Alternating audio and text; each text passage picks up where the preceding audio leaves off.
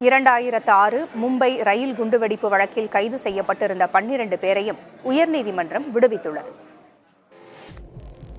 2006ஆம் ஆண்டு மும்பையில் ரயில்களில் நடந்த குண்டுவெடிப்பில் 180 பேர் இறந்த நிலையில் 12 பேர் கைது செய்யப்பட்டு விசாரிக்கப்பட்டு வந்தனர். இவர்கள் மீதான குற்றச்சாட்டை அரசு தரப்பு சந்தேகத்துக்கு இடமின்றி நிரூபிக்க தவறிவிட்டதாக கூறி மும்பை உயர்நீதிமன்றம் அவர்களை விடுவித்தது. விடுவிக்கப்பட்ட 12 பேரில் கமால் அன்சாரி, முகமது ஃபைசல், ஆசிப் கான் உட்பட 5 பேர் மரண தண்டனை விதிக்கப்பட்டவர்களாவர். இதில் ஒருவர் 4 ஆண்டுகளுக்கு முன்பு கொரோனாவால் இறந்துவிட்டார்.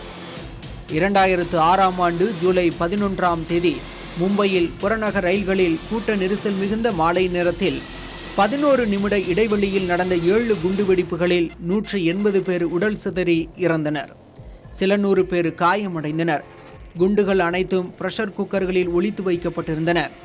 பாகிஸ்தானில் லஷ்கர்-இ-தொய்பா பயங்கரவாத இயக்கத்தின் தூண்டுதலின் பேரில் தடை செய்யப்பட்ட சிமி இயக்கத்தினர் இந்த குண்டுவெடிப்பை நிகழ்த்தியதாக அரசு தரப்பு குற்றஞ்சாட்டியிருந்தது. இந்த கொடூர நிகழ்வு அப்போது நாட்டையே உலுக்கியிருந்தது.